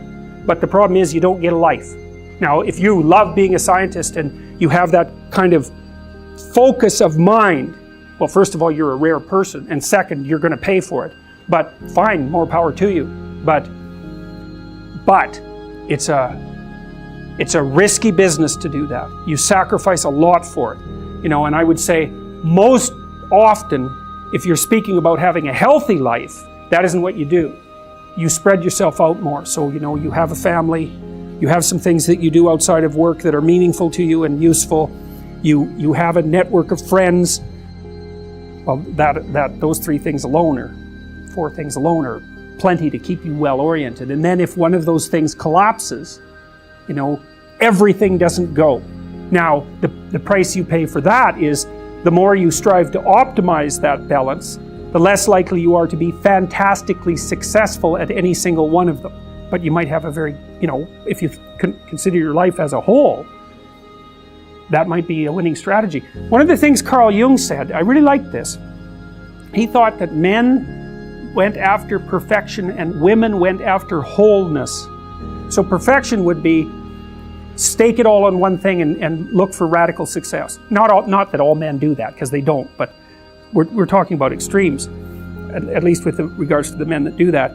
The wholeness idea is more like, well, I want one thing in my life to be 150%, or I want 5 things in my life to be 80%. Well, there's a lot more richness in a life where you have 5 things operating at 80%, but you're not operating at any of them at 150%. And I really believe this because I've watched men and women go through their careers now for a long period of time. But one of the things that I've noticed is that mostly women in their 30s bail out of unidimensional careers. They won't do them. They won't put in the 80 hours a week that they would have to put in order to dominate that particular area. And it isn't, the reason that they won't do it is because they decide it's not worth it. And no wonder, because why would that be worth it? You have to ask yourself that. It's like, well, you want to be an outstanding scientist. It's like, okay, really, that's what you want. Because that means that's what you do. Because you're competing with other people. They're smart, they're hardworking, and if you want to be at the top, you have to be smarter and work harder than any of them. And working hard means working long hours. It also means working diligently, but in the final analysis, it's also an additive issue. If I'm smart and hardworking and I can crank out for 70 hours a week, and you do it for 30, it's like, in 2 years, I'm so far ahead of you, you will never, ever catch up. And I think maybe part of the reason, too, that women are oriented that way more than men, I think there's 2 reasons. One is socioeconomic status does not make women more attractive on the mating market, but it does make men more attractive. And the second is women's time frame is compressed, right? Because guys can always say, well, I'll have kids later. And they can say that till they're like 80. Whereas women, it's like, no way, man, you got to get it together by the time you're, let's say 40, but really probably by 35, but definitely by 40, because otherwise it ain't happening. And that's bloody dreadful. There's a sacrificial element in maturation, right? You have to sacrifice the pluripotentiality of childhood for the actuality of a frame. And the question is, well, why would you do that? Well, one reason is it happens to you whether you do it or not. You can either choose your damn limitation, or you can let it take you unaware when you're 30, or even worse, when you're 40. And then that is not a happy day. I see people like this, and I think it's more and more common in our culture because people can put off maturity without suffering an immediate penalty. But all that happens is the penalty accrues, and then when it finally hits, it just wallops you, because when you're 25, you can be an idiot. It's no problem. Even when you're out in a job search, it's like, well, you don't have any experience and you're kind of clueless. It's, yeah, you're young. It's no problem. That's what young people are like, but they're full of potential. Okay, well, now you're the same person at 30. It's like people aren't so thrilled about you at that point. It's like, what the hell have you been doing for the last 10 years? Well, I'm just as clueless as I was when I was 22. It's, yeah, but you're not 22. You're an old infant, right? And that's an ugly thing, an old infant. So, part of the reason you choose your damn sacrifice, because the sacrifice is inevitable, but at least you get to choose it. And then there's something that's even more complex than that in some sense, is that the problem with being a child is that all you are is potential, and it's really low resolution. You could be anything, but you're not anything. So then you go and you adopt an apprenticeship, roughly speaking, and then you become something. And when you're something, that makes the world open up to you again. Like if you're a really good plumber, then you end up being far more than a plumber. If you're a really good plumber, well, then you have some employees, you run a business, you train some other people, you enlarge their lives, you're kind of a pillar of the community, you have your family. It's once you pass through that narrow training period, which narrows you and constricts you and develops you at the same time, then you can come out the other end with a bunch of new possibility at hand. Part of the proper path of development in the last half of life was to rediscover the child that you left behind as you were apprenticing. And so then you get to be something and regain that potential at the same time. You're in the situation that you're in right now, and that's not good enough. And so that's another thing that's kind of interesting about people, is they're chronically dissatisfied with the way things are. Well, that's okay, because you wouldn't be motivated to move forward if you weren't chronically dissatisfied with the way that things are. But it's kind of annoying, because you might think, well, why aren't you just happy with what you have? And the answer to that is generally, because I don't know if it's going to last. And so that's part of it. And the other is, well, if the situation shifted a bit, maybe I'd have more options. And some of that would be, it would last longer, it'd be more stable, it'd be more promising. And so you can say, well, you should be satisfied with what you have, but it's kind of really a stupid thing in some sense to tell human beings, because no matter what you have, it isn't going to solve your fundamental problem.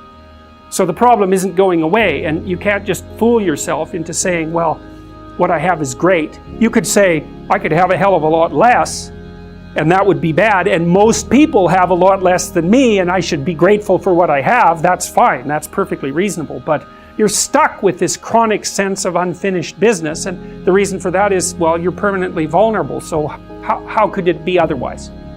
And even if you've got your problem solved, then there's 3 or 4 people in your family that by no means have got their problem solved. So the problem of problems never goes away. That's a good thing to know existentially too, because it helps you calibrate your life properly. Because you might be thinking, well, if I just got everything together, I'd hit some plateau of satiation and stability, and then I would just be there. It's like, no, that's never going to happen. It's never going to happen. So you might as well just forget about that. Well, maybe you want to push a damn rock up a hill. It's going to roll down again. It's like, what are you going to do? Just sit there by the rock? It's okay to be active, even if the problem you're trying to solve is not fundamentally solvable.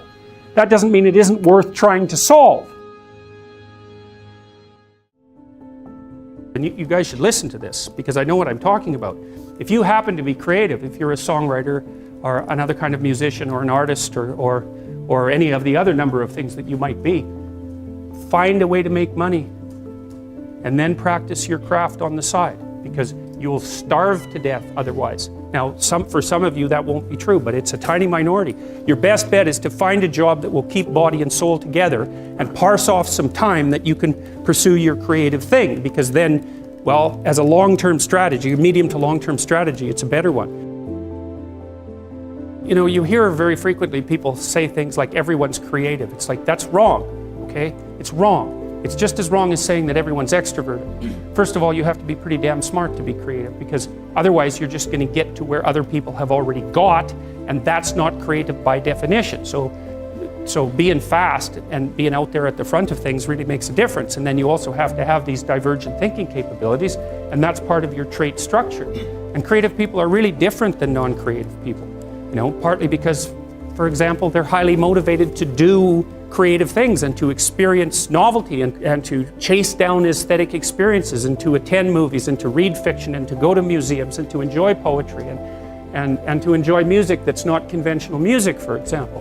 These aren't trivial differences. And so it's a real misstatement to make the proposition that everyone's creative. It's just simply not the case. It's a matter of wishful thinking. It's like saying that everyone's intelligent. It's like, well, if everyone's intelligent, then the term loses all of its meaning, because any term that you can apply to every member of a category has absolutely no meaning. You know, the other thing you want to be thinking about here is that don't be thinking that creativity is such a good thing. It's a high-risk, high-return strategy. There's creative people in this room, man. You guys are going to have a hell of a time monetizing your creativity. It's virtually impossible. It's really, really difficult, because first of all, let's say you make an original product. You think the world will beat a pathway to your door if you build a better mousetrap. It's like, that's complete rubbish. It isn't true in the least. If you make a good creative product, you've probably solved about 5% of your problem. Because then you have marketing, which is insanely difficult, and then you have sales, and then you have customer support, and then you have to build an organization, and you have to, if it's really novel, you have to tell people what the hell the thing is. You know, we built this future authoring program, right? It's available for people online. So how do you market that? No one knows what that is, and that's a real problem. If you write a book, well, then you have the problem that another million people have also written a book. But if you produce something that's completely new and doesn't have a category, people can't search for it online. How are they going to find it? And then you have pricing problems, and it's really unbelievably difficult to produce something creative and then monetize it. And even worse, if you're the creative person, let's say you have a spectacular invention, you've got no money, right? You've got no customers. Those are big problems. And so maybe you go and you find a venture capitalist. We start with family and friends, because that's how it works. You raise money for your product. You raise money from your family and friends. That's assuming you have family and friends that have some money and that they're going to give it to you. And most people aren't in that situation. So it's a terrible barrier right off the bat. And then, of course, you're putting your family and friends at substantial financial risk, because the probability that your stupid idea is going to make money is virtually zero, even if it's a really brilliant idea. And so then let's say, well, you get past family and friends and you get venture capitalists involved, because that's often the next step, or an angel investor. There's steps in building a business. Family and friends, angel investor, that's some rich guy that you've happened to meet some manner, some way, who's into this sort of thing and is willing to provide you with some money to get your product off the ground. Well, how much of your product is that person going to take? Well, most of it. Most of it. And no wonder, because, you know, you don't have any money. How are you going to bargain for control over your product? He'll just say, well, do you want the money or not? And if your answer is no, then he'll go and do something else with his money. It's not like there's no shortage of things that you can do with your money. There's a million things you can do with it. So you're not in a great bargaining position. And then if you get venture capitalists involved, they'll take another big chunk, and maybe if they're not very straight with you, they'll just throw you out, because maybe by that point in the company's development, you're nothing but a pain in the neck, because what do you know about marketing and sales and customer service and building an organization and running a business? Like, you don't have a clue, so why do they need you? So even if you're successful at generating a new idea and you put it into a business, the probability that you, as the originator of the idea, are going to make some money from it is very, very low. So don't be thinking that creativity is something you would want to curse yourself with. Now, you know, it's not all bad, because it opens up avenues of experience for creative people that aren't available to people who aren't creative. But it definitely is a high-risk, high-return strategy. You know, so the overwhelming probability is that you will fail. but a small proportion of creative people succeed spectacularly. And so it's like a lottery in some sense. You're probably going to lose, but if you don't lose, you could win big. And that keeps a lot of creative people going. But also they don't really have much choice in it, because if you're a creative person, you're like a fruit tree that's bearing fruit. So you don't really have, you can suppress it, but it's very bad for you. You know, the creative people I've worked with is if they're not creative, they're miserable, so they have to do it. But, and you know, there's real joy and pleasure in it and psychological utility, but that doesn't necessarily mean that it's an intelligent, it's certainly not a conservative strategy for moving forward through life. What does it mean to think creatively? It's something like this. Imagine that I tossed you out an idea, and there's some probability that when I tossed you that idea, that will trigger off other ideas in your imagination. So you could think about it as a threshold issue.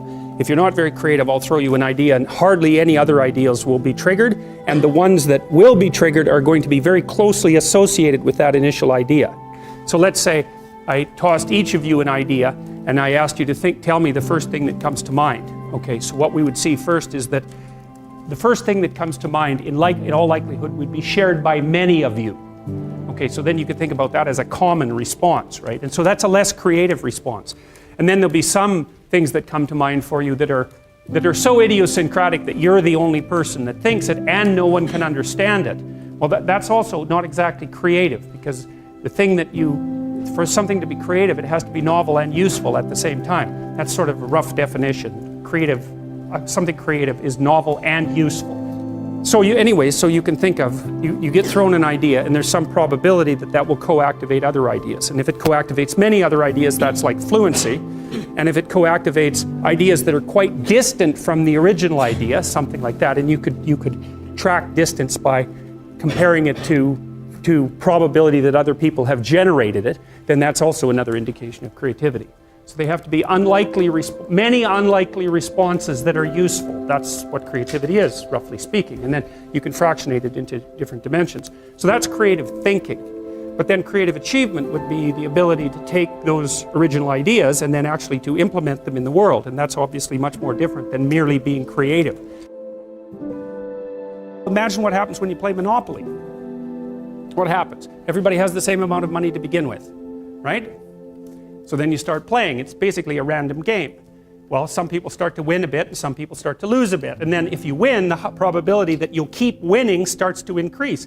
And if you lose, your vulnerability increases as you lose. And then maybe you've got, say, 6 people playing Monopoly. Soon one person has 0. What happens when they have 0? They're out of the game. So 0 is a weird number, because when you hit 0, you're out of the game. So then if you keep playing, people start to stack up at 0, right? What happens at the end of the game? One person has all the property and all the money, and everyone else has none. Right, that's what happens if you play an iterated trading game to its final conclusion. It's not a consequence necessarily of structural inequality. It's built into the system at a deeper level than that. So, you know, people talk about all the time about how unfair it is that the 1% of the population has the vast amount of the money, and 1% of the 1% has most of that money, and 1% of the 1% of the 1% has most of that money. It's an inevitable conclusion of iterated trading games, and we don't know how to fight it. We don't know how to take from the people who have and move it to the bottom without it instantly moving back up to the top.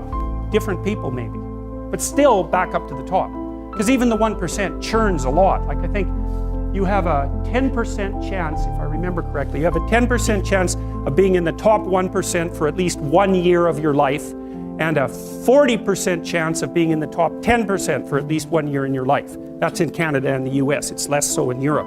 So there's a fair bit of churning at the top end. It's not the same people all the time who have the money, but it is a tiny fraction of the people all the time who have all the money.